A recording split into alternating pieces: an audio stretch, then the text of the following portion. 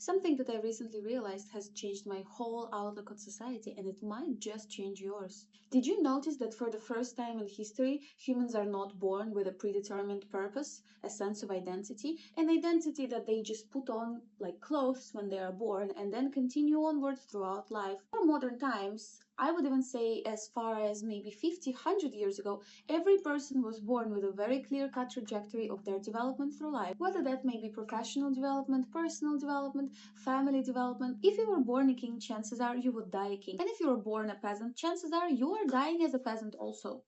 Of course, sometimes you could level up to a merchant, but that in itself only started happening more recently. For the most of human history, if you are born a slave, you would stay a slave, with very little wiggle room for what you could be as a human being. Now, especially for women, that has changed drastically. Before, your sense of identity would be determined by whether you're married, unmarried, whether you're a mother, not a mother, whether you're single, and for how long you've been single and why. More unlike with men, regardless of whether you're born in a high class status or a lower status, you would still have to be married, you would still have to bear children, you would still, as a woman, be identified by your relation towards someone else, whether you're a mother, a daughter, a sister, a wife. Those are all roles that a woman has towards the outward world, not towards herself. For men, of course, there also would be very little wiggle room depending on which social economic status they were born into. However, nowadays, nobody can predict anyone else's success. So what is it that determines success in the 21st century? My take on it is that sense of identity, and that's the only thing that changed majorly in the past 100 years. Regardless of the technological progress, people have always had a certain predetermined role that they are meant to fit in or are trying to escape out of. However, now, whether you have many degrees, whether you're married, whether you have children, whether you have a successful career, doesn't matter. You can become anybody else on any given day and you can go viral for it. The thing is, and it can be a really scary thought, someone who hasn't worked a day and started a YouTube channel by the time they were 7 might end up to be more successful than somebody with 5 law degrees. Okay, maybe they wouldn't have all 5 degrees in law, but let's imagine somebody who has 5 degrees and one of them is law, or maybe 2 of them, right? We want to think of someone who has a degree in law or a degree in medicine as somebody who is almost predisposed to be successful. However, we can see nowadays that that's not always the case. Moreover, somebody starting a YouTube channel at 7 and just continuing with it consistently for 30 years, by the time they're 37, may end up having a more successful career than somebody who has had everything figured out and may still be lower on the ladder of what we consider success, both socially and financially. Now, why does that happen? A lot of the times when an individual chooses such a career as doctor or a lawyer, they identify with the role that job provides. And that role is not just somebody who earns well, that is someone who holds high regard in society for what they do. Now, what they do may not always be helping people. There's a lot of people that go into law and medicine, many other high intelligence fields, because that gives them a sense of control.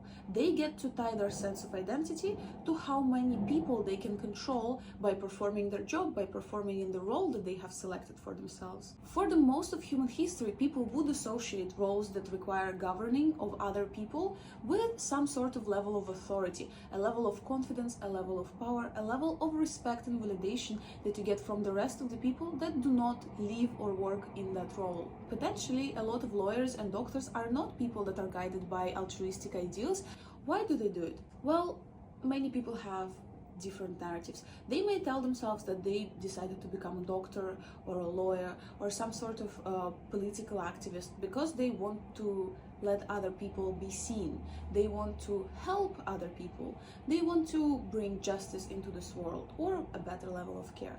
However, if we look at the psychological constructs underlying those narratives, we will understand that a lot of the time a person is not just driven by altruism, but a savior complex. They will only respect themselves and consider themselves worthy if they are providing value and worth to other people. And a lot of the times that can turn into manipulation. The false ideal of trying to fix everything and everyone around you because you believe yourself to be uniquely qualified to be able to change a certain issue, to be able to help a certain group of people who are obviously struggling without you. And while someone's intentions may be well and good, the idea of success is not always proportionate to how well you deliver on your intentions. I'm sure everyone would agree that nurses and teachers and volunteers often help more and provide more value to society than the high-level executives of multi-corporate companies. Yet we value high-level executive way higher than we would somebody like an English teacher in Ghana. Completely random example, by the way. Normally, people like that would have way less financial success to show for their work compared to, let's say, Jeff Bezos. Now, are we in a moral position to judge who is actually more successful and who provided more value to society?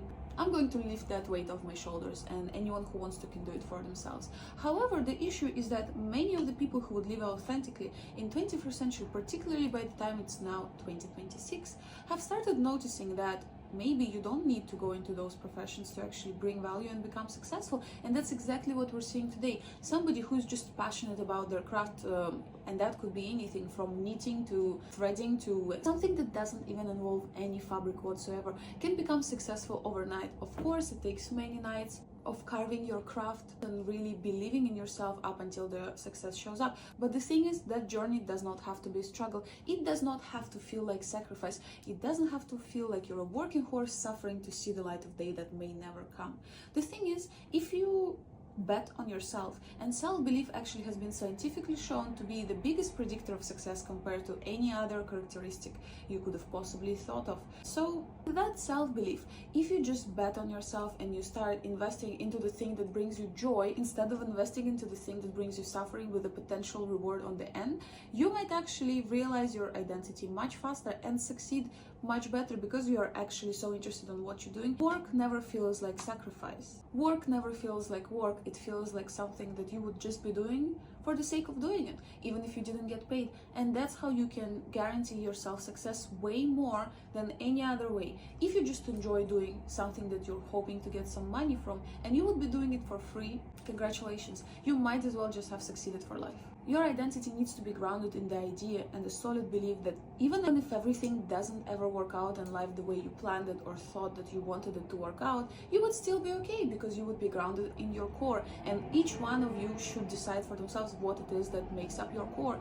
Is it your workout routine? Is it your diet? Is it the color scheme that you choose to be dressed as? Is it your hair color? Is it your friends, your relatives? Who you act as towards other people? All of that is how popularly people want to describe their identity, but it is not your identity. That's why, precisely because we describe ourselves by all of those characteristics, that's why so many people get to the point of an existential crisis throughout their life. And that's because we define ourselves by the wrong thing, something that doesn't have to be uniquely yours, but something that anyone can achieve and anyone can acquire. That's why most people are constantly driven by this competitive desire to outperform other people, because they define themselves by things that any other person could build towards and any other person can. When you take the pillars that build up your current identity and you try to break them apart and try to ask yourself, what would you be without those pillars, you might get to the core of who you actually are and who you are outside of a fancy diet, fancy gym, workout, role in a corporation, your income, your fashion sense, your relationship status. Anything, all of those things are temporary roles that we identify with when we are not 100% sure what the core of our identity is. You can become ultimately comfortable in life, where absolutely nothing can get you to be uncomfortable, because you welcome everything as a learning experience for you to gather more and more data about your identity. Instead of trying to fit every single possible evidence in your life to fit into a certain mold and to only have experiences that reinforce your sense of identity, you can actually find out who you truly are.